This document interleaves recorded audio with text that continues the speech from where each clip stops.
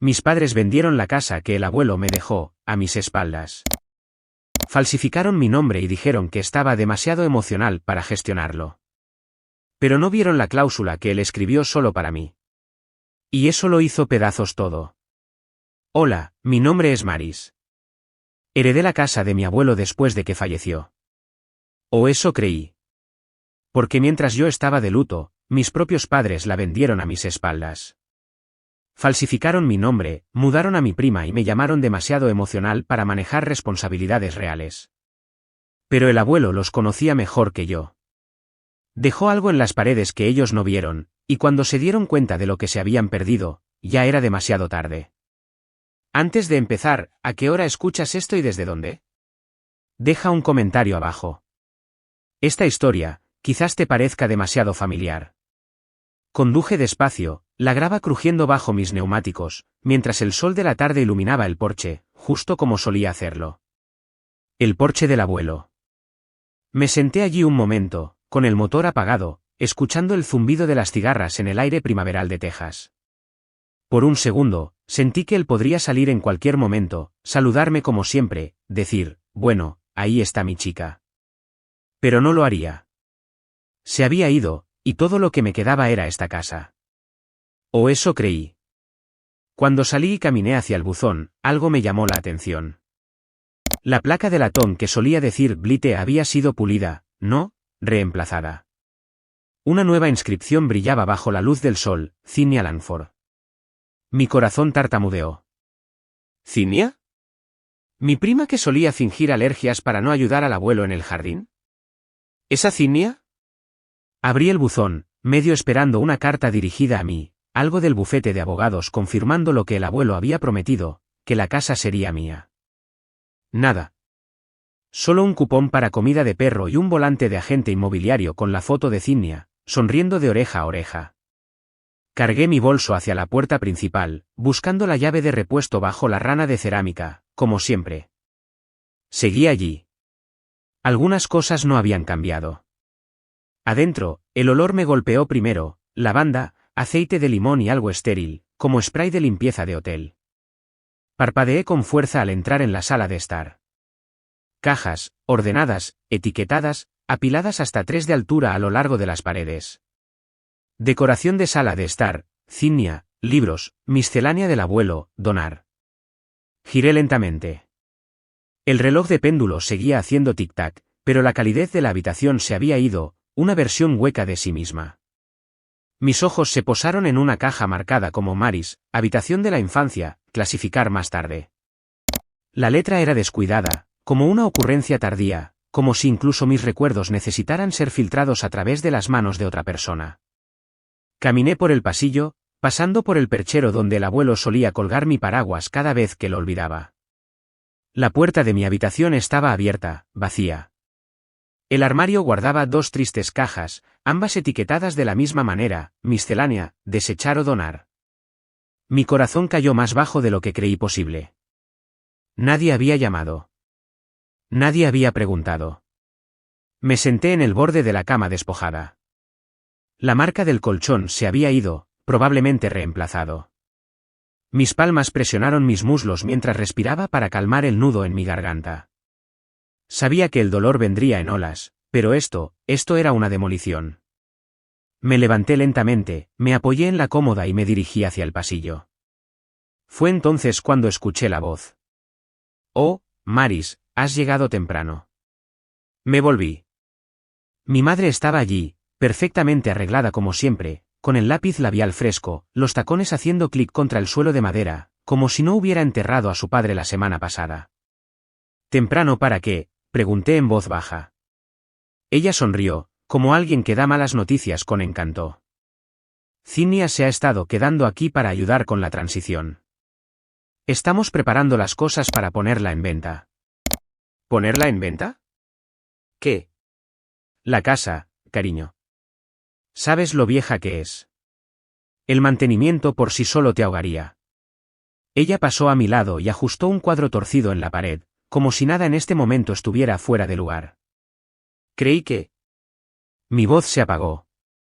El abuelo me dijo que esta casa sería mía. Bueno, los planes cambian. Y sabes que tu abuelo no era precisamente conocido por manejar papeleo. No respondí. Simplemente pasé a su lado y me dirigí al estudio.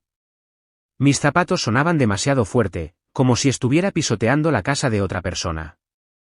Quizás lo estaba. En la consola cerca de la puerta del estudio, había una foto boca abajo. Dudé, la recogí. Éramos nosotros, yo, el abuelo y Lucky, nuestro viejo Golden Retriever, tomada el verano después de que me gradué de la universidad. La mano del abuelo estaba en mi hombro, su sonrisa arrugaba las comisuras de sus ojos, como siempre hacía cuando decía, esta casa tiene buenos cimientos, igual que tú. Volteé el marco de nuevo, lentamente, y lo coloqué derecho. Ni palabras, ni lágrimas, solo aliento. El estudio estaba más oscuro de lo que recordaba.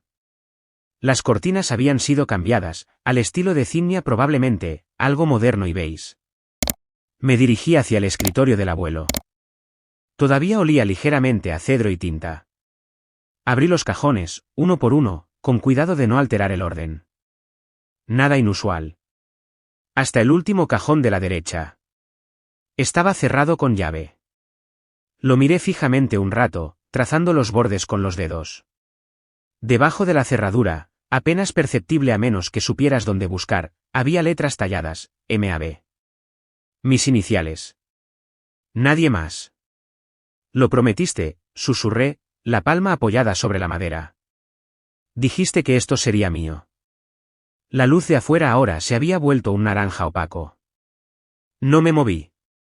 Simplemente me quedé allí, la mano aún en el cajón, tratando de recordar lo último que me dijo y preguntándome quién más tenía la llave. Ni siquiera me di cuenta de cuánto tiempo llevaba parada allí hasta que la puerta principal volvió a crujir. Se filtraron voces, tacones haciendo clic, el susurro de bolsas de papel, alguien riendo ligeramente. Me metí el sobre en el bolsillo y volví al pasillo, estabilizándome. La sala de estar, hace apenas una hora envuelta en silencio, ahora estaba bulliciosa. Zinnia, con una especie de ropa de diseño de ocio, estaba posada en el brazo del sofá como si fuera su trono. Mi padre, Griffin, estaba apoyado en la chimenea, con los brazos cruzados, esa habitual amabilidad cansada en su rostro, siempre el amortiguador en momentos tensos. Y Vera, mi madre, flotaba por la habitación como una anfitriona en un cóctel. Nos preguntábamos a dónde había sido, dijo, sonriendo demasiado ampliamente. Les dije que probablemente solo estaba rememorando. No respondí. Mis ojos se posaron en la mesa de centro donde ahora había una carpeta, gruesa, ordenada. Todos están aquí, y canturreó Zinnia, como si esto fuera una reunión de club de lectura y no la casa de mi abuelo siendo despojada de recuerdos. Griffin se aclaró la garganta, metiendo su teléfono en el bolsillo de su americana. Queríamos informarte debidamente, Maris.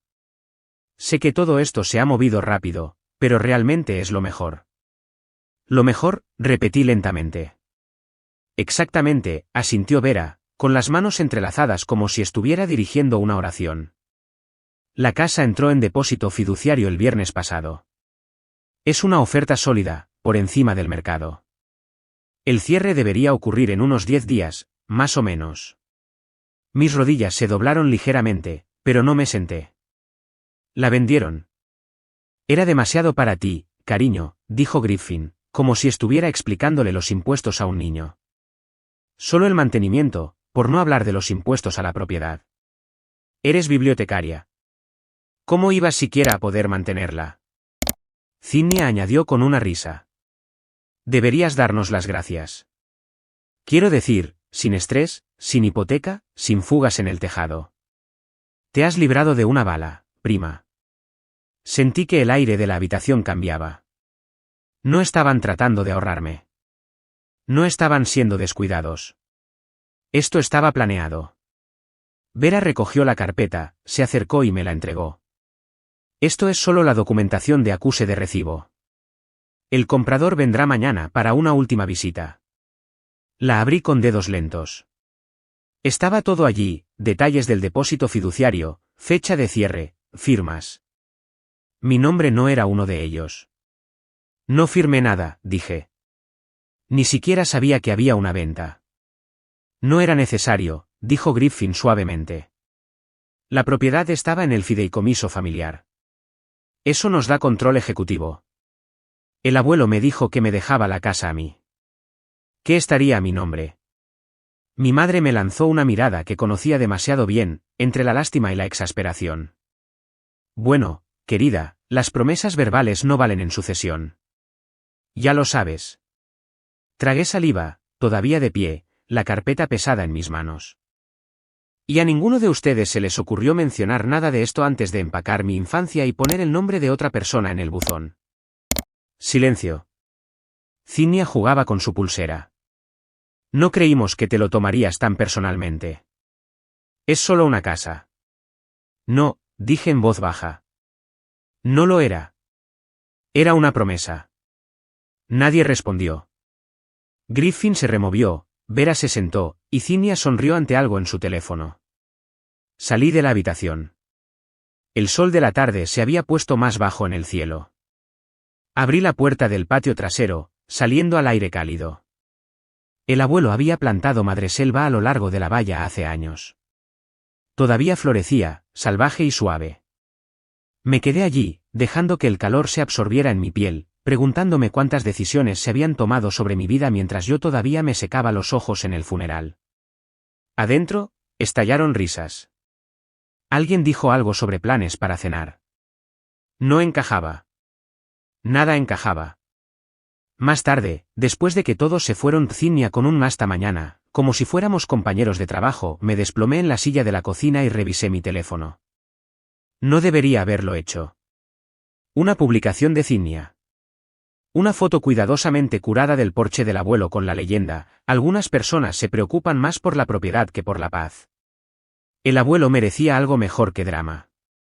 Y los comentarios: que los muertos descansen. No puedo creer que Maris esté peleando por una casa. Asco. Siempre hay uno. Mi pulgar se detuvo sobre la pantalla, entumecido. Estaban reescribiendo la historia antes de que empezara, pintándome como avariciosa, egoísta, desagradecida. Y estaba funcionando. Me levanté, moviéndome sin pensar, directo al estudio. El destornillador todavía estaba en el cajón de las cosas viejas. Forcé la cerradura, la madera se astilló, algo dentro de mí también. Un solo sobre. Mi nombre escrito con la mano del abuelo. Lo sostuve, sin abrir. Mi voz se quebró. ¿Qué han hecho? De vuelta en mi apartamento, cerré la puerta detrás de mí con un golpe suave y me apoyé en ella, todavía aferrada al sobre. Ni siquiera me había quitado los zapatos. Mi bolso se deslizó de mi hombro y cayó al suelo con un suave golpe, pero no me moví. El silencio era denso, sin zumbido de conversación, sin tintineo de vasos, solo yo y el sobre. Caminé hasta la mesa de la cocina y me senté lentamente, como si cada centímetro de mi cuerpo se hubiera convertido de repente en piedra. Miré mi nombre en el frente, con la letra del abuelo, firme, inclinada, inconfundiblemente suya. Lo abrí. Dentro había dos cosas: una copia doblada de su testamento original y una hoja de papel amarillenta. Mi corazón se aceleró. Su letra de nuevo: si vendieron la casa, revisa la firma y revisa la fecha. No estabas en la ciudad. Lo leí 3 veces. Mis manos temblaron mientras dejaba el testamento a un lado y buscaba en la carpeta que Vera me había dado antes. Saqué la copia del acuerdo de venta. Ahí estaba, mi firma. Perfectamente falsificada. Incluso la ligera inclinación en la M, y el pequeño bucle al final de la S. Yo no había firmado nada. Ni por la casa, ni por una venta, ni por una sola y maldita cosa. Mi mente corrió mientras me levantaba y sacaba mi portátil de la mesita auxiliar. Abrí mi bandeja de entrada, las manos moviéndose por instinto ahora. Buscar: conferencia de bibliotecarios de Seattle. Encontré la confirmación del vuelo. Salida: 11 de mayo.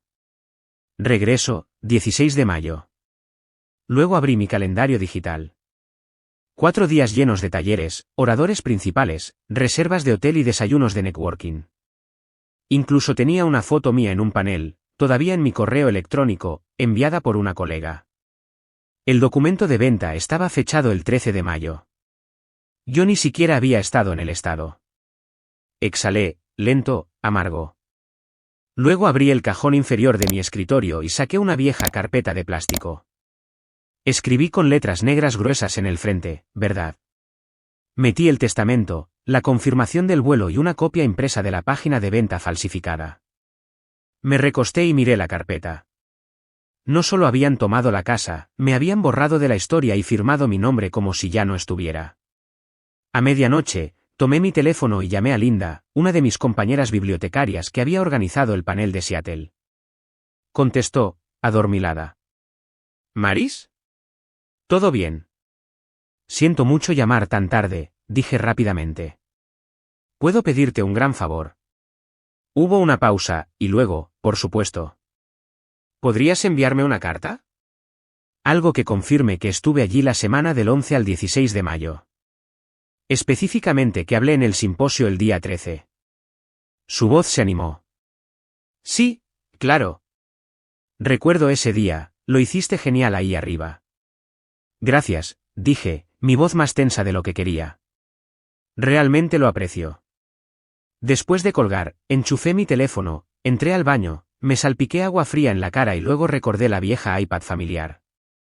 Vera había sincronizado todos sus dispositivos una vez, cuando la ayudé a recuperar una contraseña. Sus mensajes de texto y fotos en la nube se habían respaldado en varios dispositivos. No lo había pensado desde entonces, hasta ahora.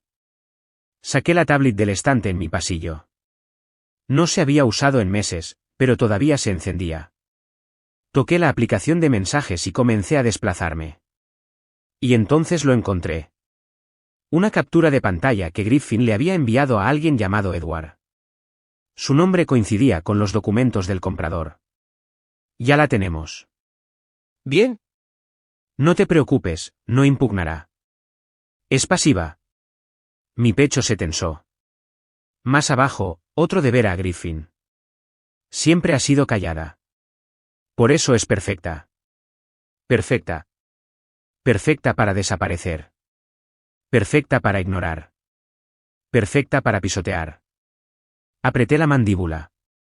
Mis dedos presionaron fuerte la pantalla mientras tomaba capturas de pantalla de ambos textos, me los enviaba por correo electrónico y los guardaba en una unidad USB que guardaba en mi cajón.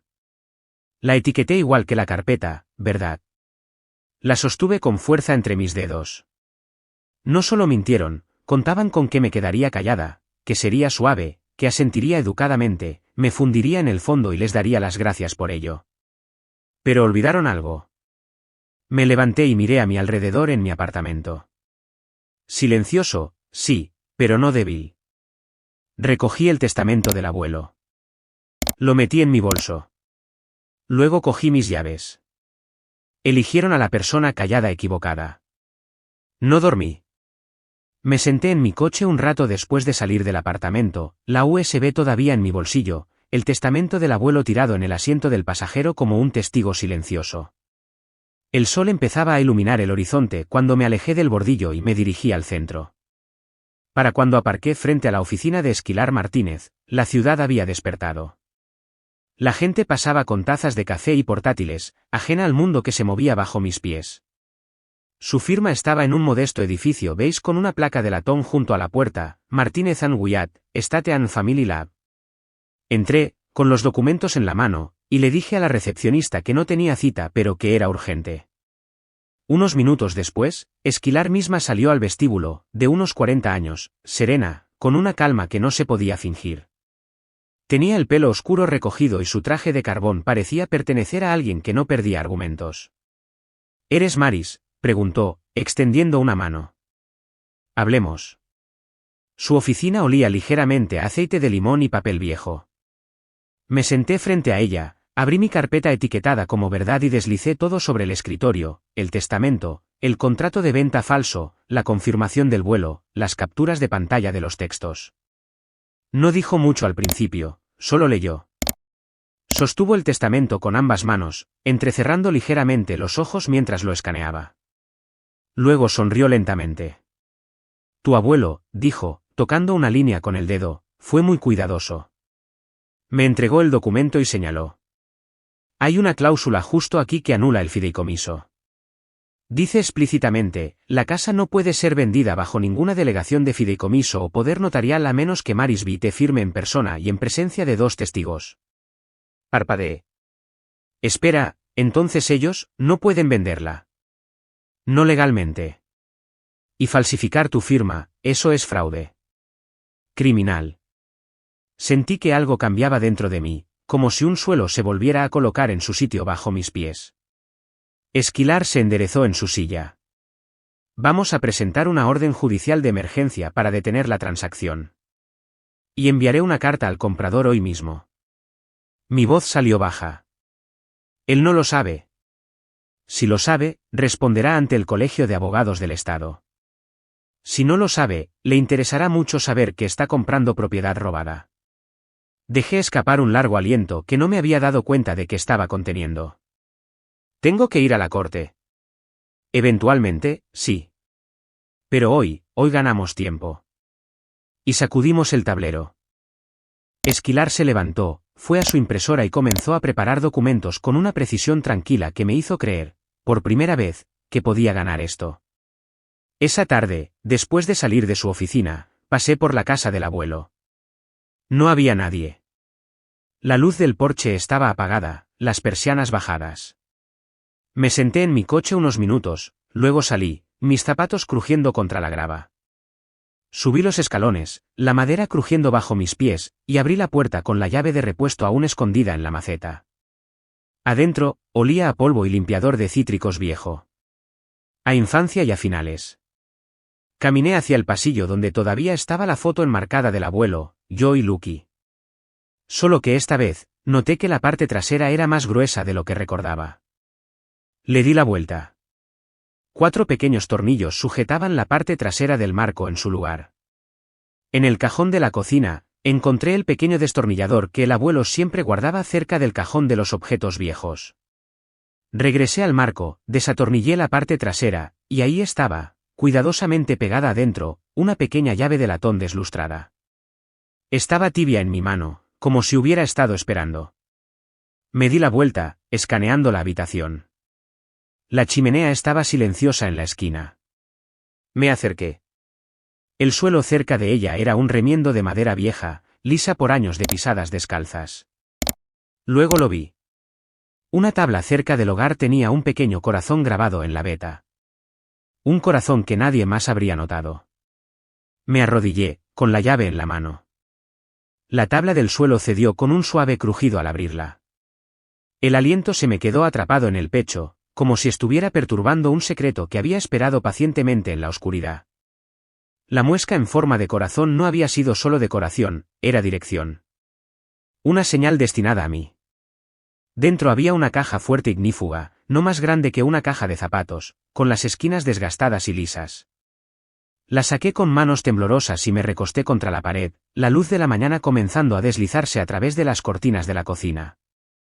Mis dedos rastrearon el borde del broche de latón antes de deslizar la llave. La cerradura giró con un clic que resonó más fuerte de lo que debería haberlo hecho.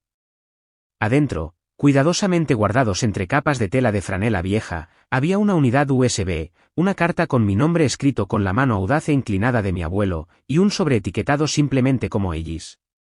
Mis ojos volvieron a la carta. Si intentan borrarte, ve a ver a Ellis. No sabía si reír o llorar. Quizás ambas cosas. El abuelo siempre había dicho que Ellis Granger recordaba cosas que el resto del vecindario olvidaba. Cumpleaños, códigos de garaje, el año en que el sauce del patio trasero finalmente dejó de florecer. Me metí la unidad USB y la carta en el bolso y sostuve el sobre de Ellis en mi regazo por un momento antes de guardarlo también. A las 9 de esa mañana, estaba en el porche delantero de Ellis, a 2 cuadras de distancia, dudando antes de llamar. El lugar parecía más pequeño de lo que recordaba, pero quizás todo lo parecía. La pintura se desprendía de la barandilla, pero la campana de viento hecha de cucharas seguía tintineando con la brisa. Solía pensar que sonaba como risas viejas. La puerta se abrió antes de que siquiera tocara. Maris Vite, dijo Ellis con un quiebre en la voz. Me preguntaba cuándo vendrías. Parecía más delgado, con los hombros encorvados hacia adentro, pero sus ojos aún eran agudos. Me hizo pasar con una calidez que no había sentido en días. Tengo algo para ti, dijo, arrastrando los pies hacia la mesa de la cocina. Tu abuelo me lo dio el otoño pasado. Dijo que no te lo diera a menos que lo pidieras. Colocó una memoria USB junto a un cassette que ya estaba en la mesa, y al lado, una foto antigua que no había visto en años. Éramos nosotros tres, yo, el abuelo y Lucky, bajo el viejo sauce en el patio trasero. Debía tener unos 7 años, me faltaba un diente delantero y sonreía radiante como si acabara de ganar un trofeo. En la parte trasera, con la letra del abuelo, ella recuerda lo que importa. Me senté lentamente, abrumada. ¿Por qué te dio todo esto? Ellis apoyó la palma sobre el cassette. Porque no confiaba en ellos. Y dijo que eras la única que lucharías por lo que la casa significaba, no solo por lo que valía. Abrió un pequeño convertidor de caseta digital y le dio a reproducir. La voz del abuelo llenó la habitación. Lo destrozarán, Ellis. Pedazo a pedazo. Si no lo aseguro. La voz de Ellis respondió, ligeramente amortiguada. Has escrito el testamento. No se trata de papeleo. Se trata de intención. Maris entiende eso. Siempre lo hizo. Miré mis manos. No luchará por sí misma, continuó la voz del abuelo, pero luchará por el significado. Por eso ella es la guardiana de la llama. Un nudo se formó en mi garganta. Presioné los dedos contra mis labios para no sollozar abiertamente. Mi silencio todos estos años, cada vez que había dejado pasar las cosas, me había alejado en lugar de defenderme, para él no había sido debilidad. Él me veía no ruidosa, sino firme. No ostentosa, sino arraigada. ¿Por qué no me contó todo esto?, susurré. Ellis solo sonrió suavemente. ¿Lo hizo? Solo necesitabas escucharlo ahora. Me quedé un rato más. Él hizo té. Hablamos de la risa del abuelo, de sus tortitas ridículas, del verano en que casi incendiamos el garaje intentando construir una casa en el árbol. Por primera vez en días, mi pecho se sentía menos como una jaula y más como una linterna con algo todavía ardiendo dentro. Al salir, Ellis me entregó la Polaroid. Llévala, dijo. Tu lucha no ha terminado. Pero ahora tienes un poco más de fuego. De vuelta en casa esa noche, extendí todo sobre la mesa de la cocina, el testamento, los documentos de vuelo, el acuerdo de venta falsificado, los mensajes de texto, y ahora la grabación. Saqué la declaración jurada que Esquilar me había dado. Durante un buen rato, me senté allí, con la pluma en la mano, mirando el papel. Pensé en la foto, el árbol, la forma en que la voz del abuelo decía mi nombre como si tuviera peso. Y firmé. No porque quisiera venganza, ni siquiera solo porque quisiera la casa. Sino porque algo sagrado había sido puesto en mis manos, y si les permitía enterrarlo bajo papeleo y juegos de poder, no solo se perdería la casa. Se perdería todo lo que representaba. Esto no se trataba solo de quedarme con la casa, se trataba de honrar lo que la hacía un hogar. Después de firmar la declaración jurada, apenas dormí. La noche zumbaba con una especie de silencio eléctrico, como una tormenta que se enrosca justo fuera de la ventana. Al amanecer, estaba vestida, con cafeína, y lista. Si no para ganar, al menos para mostrarles que no me iba a apartar. Esquilar había organizado la reunión para las 9:30 en Sterling Properties. Llegué 10 minutos antes, pero ella ya estaba allí, parada justo dentro de las puertas de cristal con su habitual autoridad tranquila. Nunca había apreciado la quietud en una persona hasta que conocí a Esquilar. Tenía una forma de combinar la intensidad con la gracia. Empecemos, dijo y me sostuvo la puerta. Dentro, el aire olía a lavanda artificial y barniz, intentando cubrir la podredumbre de abajo. Un agente junior me miró. ¿Tiene cita? Ahora sí la tiene, respondió Esquilar, sacando un sobre grueso de su bolso. Cese y desista. Por favor, llame al señor Edward Jackson y a su gerente de ventas. La recepcionista dudó, pero una mirada a la expresión de Esquilar la hizo escabullirse como si el suelo pudiera ceder. Unos minutos después, apareció Edward Jackson, de unos 40 años, con un corte de pelo caro, la confianza ligeramente resquebrajada al ver el paquete legal en la mano de Esquilar. «¿Esquilar Martínez?», dijo. «Ella es», dijo Esquilar. representando a Maris Blité, la heredera legítima de la propiedad que su firma intentó comprar con autorización fraudulenta. Levantó una ceja. Su madre actuaba como punto de contacto de la familia. ¿Se nos dijo? Se les dijeron mentiras, interrumpió Esquilar tranquilamente. Esto, golpeó la declaración jurada, es una declaración jurada con pruebas que confirman que mi cliente no estaba en el estado en el momento de la supuesta firma. Y esto, levantó una copia impresa del acuerdo de venta, contiene una firma falsificada. Edward me miró, su tono cambió ligeramente, un poco condescendiente, un poco culpable. Su madre dijo que usted estaba emocional. Debía haber sabido que no debía tomar su palabra como evangelio. No dije nada. A veces el silencio deja que la vergüenza resuene más fuerte. Él se frotó la nuca. Retiro mi oferta de inmediato. Y hablaré con los abogados sobre los daños a la reputación de mi firma. Esquilar asintió. Sugiero que lo haga. Y quizás también quiera notificar a su compañía de seguros de títulos que casi se vieron involucrados en un delito grave. Para cuando salimos, la noticia ya se había extendido. El nombre de Zinnia estaba en el mensaje de texto saliente del teléfono de la recepcionista. Reconocí la pantalla. Curioso lo rápido que se propaga el chisme cuando la gente huele la responsabilidad. Esquilar ofreció una pequeña sonrisa satisfecha.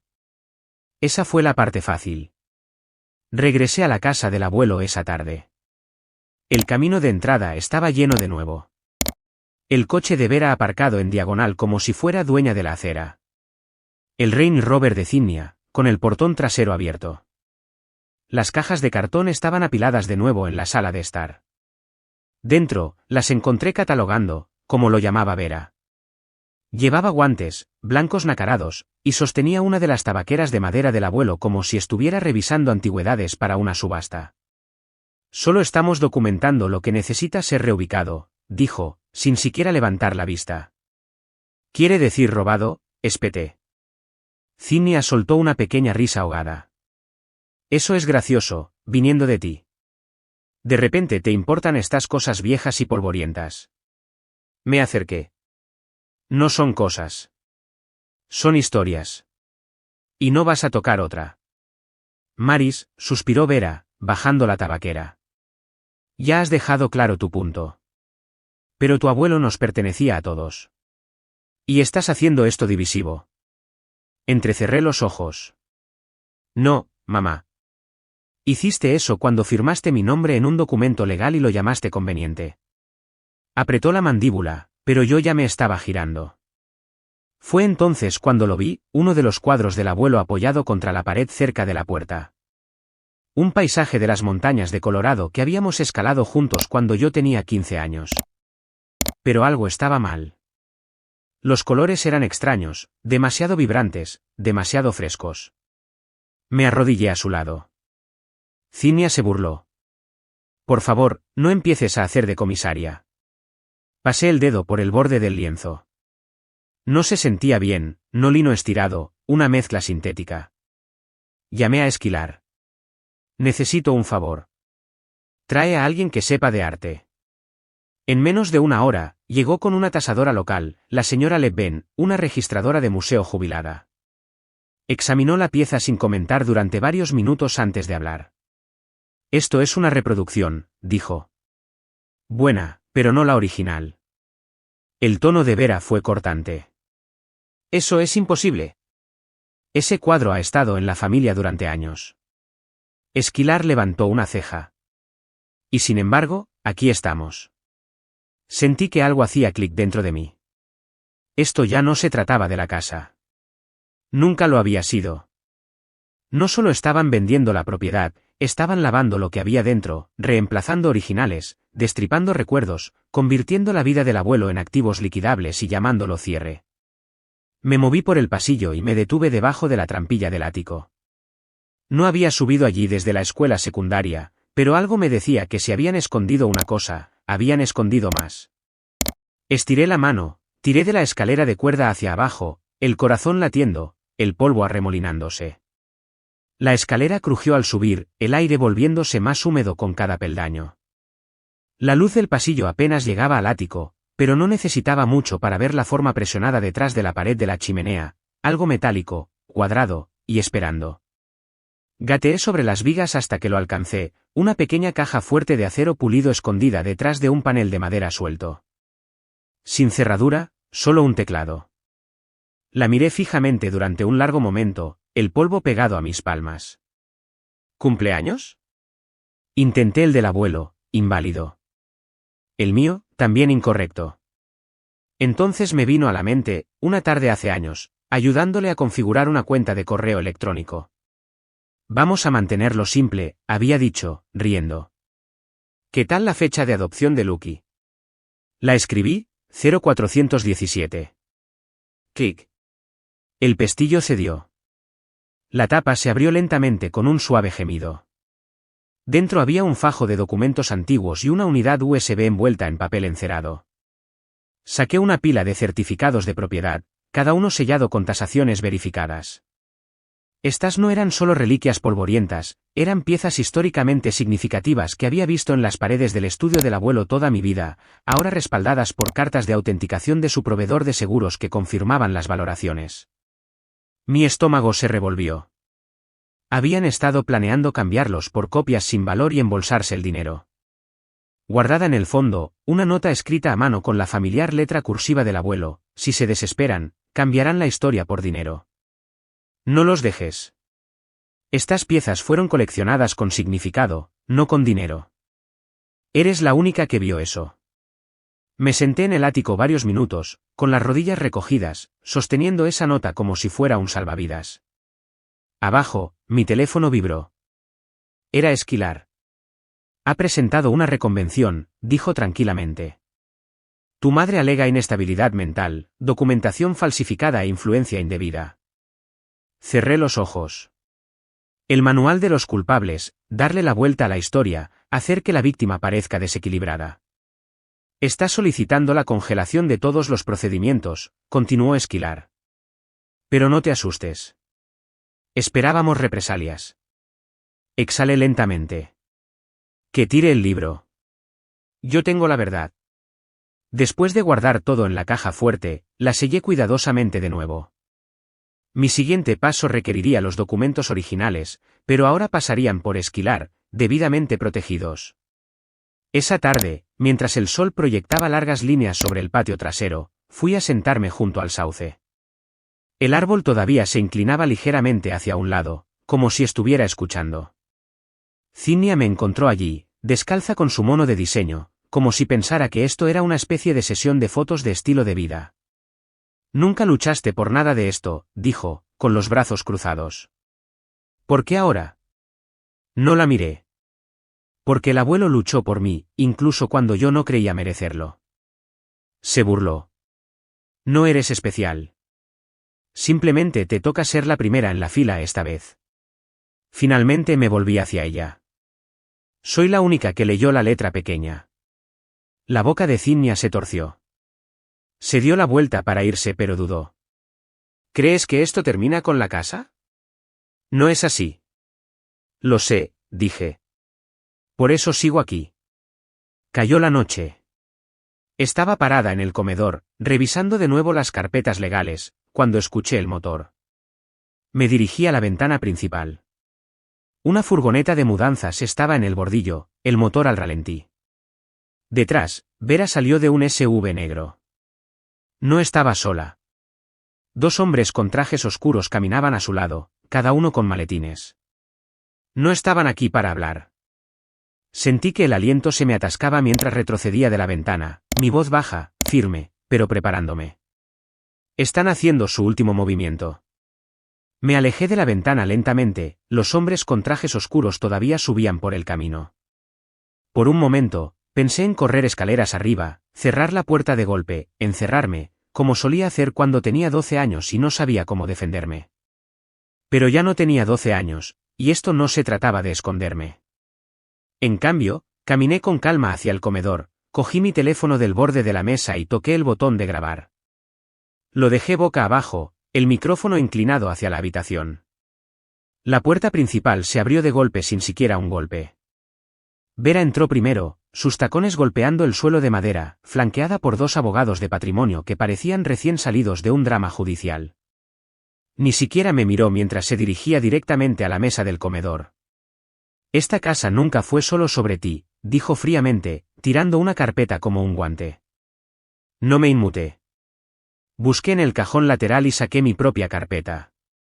La abrí lentamente, extendiendo cada tasación, cada certificado, cada documento autenticado que había encontrado en la caja fuerte. No, dije. Se trataba de los $2 millones que estaban lavando a través del arte del abuelo. Uno de los abogados se removió en su asiento.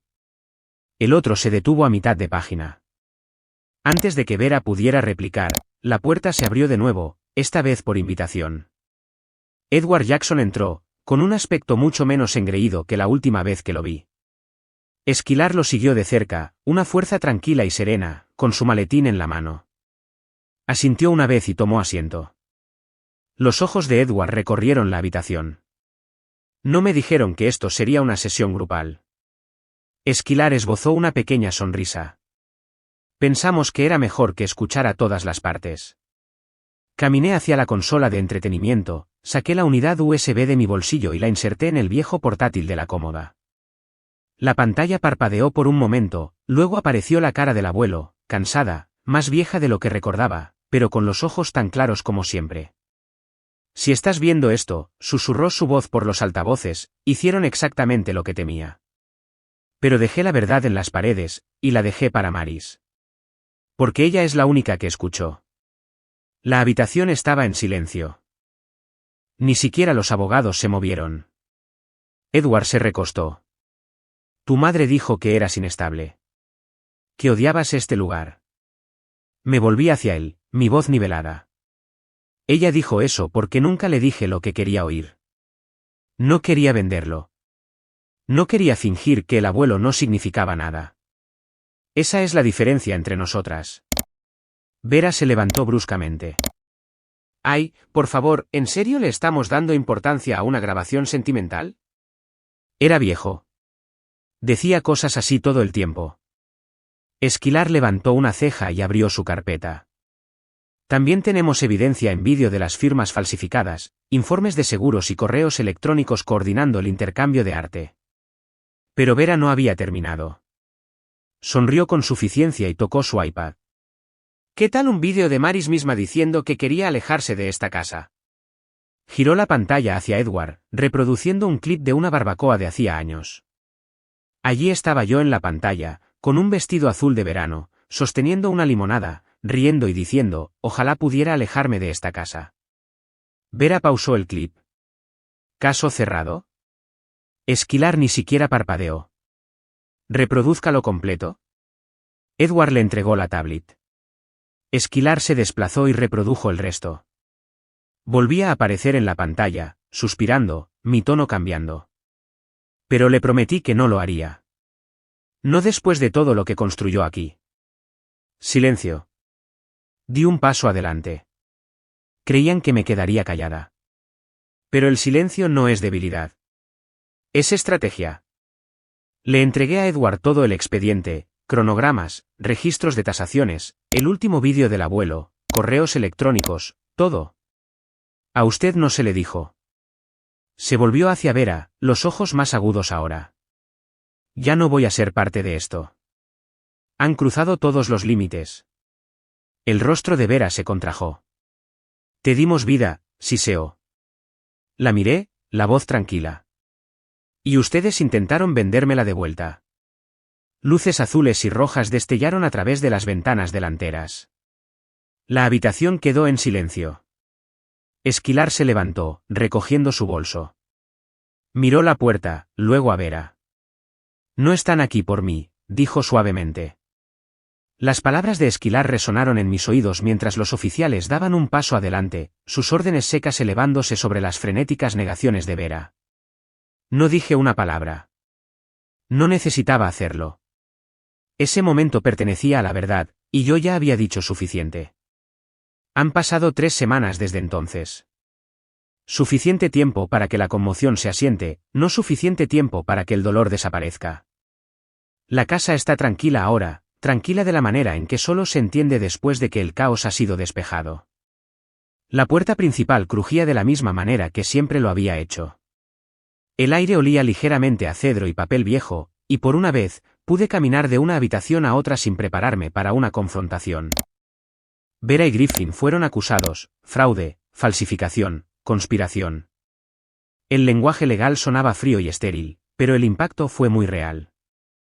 Zinnia evitó el juicio aceptando un acuerdo. Se fue de la ciudad sin siquiera empacar sus últimas cosas. No la detuve. Edward testificó en mi nombre. A su favor, no intentó justificar su papel en la manipulación. Simplemente dijo, creía a la gente equivocada, y se alejó de la venta. Pude respetar eso.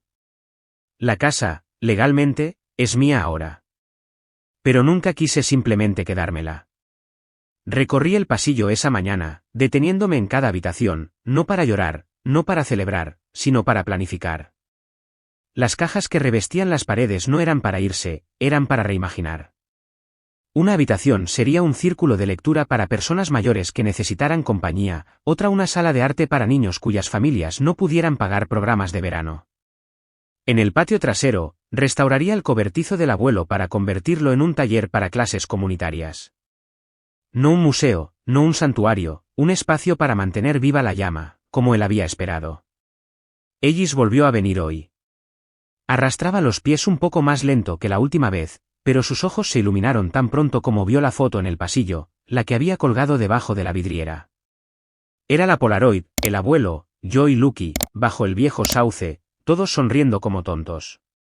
Ellis colocó una pequeña placa debajo del marco, ella recuerda lo que importa. No confié en mi voz para agradecerle. Simplemente asentí, y él me apretó la mano, como si lo supiera. Más tarde esa tarde, regresé al estudio del abuelo, la única habitación que aún no había tocado. Seguía mayormente como él la había dejado, libros apilados en extrañas torres, una pipa descansando en el alféizar de la ventana. El olor a tinta y pino todavía se adhería al aire. Abrí el último cajón que no había revisado. Escondido dentro, envuelto en una servilleta de tela descolorida, había un cuaderno encuadernado en cuero. La última entrada estaba fechada solo 3 días antes de que falleciera, la redención es más pesada que la venganza, y más duradera. ¿Lo recordaste, Maris? Mantuviste la casa viva. Cerré el libro y lo sostuve contra mi pecho. Afuera, la luz dorada se filtraba a través de las ramas. La casa gemía suavemente en sus cimientos, los mismos sonidos que había crecido escuchando cuando las noches se volvían frías o la lluvia caía con fuerza. Me hundí en el viejo sofá junto a la ventana, el mismo en el que solía dormir la siesta con Lucky acurrucado a sus pies. Mi cuerpo finalmente liberó la tensión que había llevado durante meses, quizás años. Intentaron borrarme de la historia, pero la casa recordó.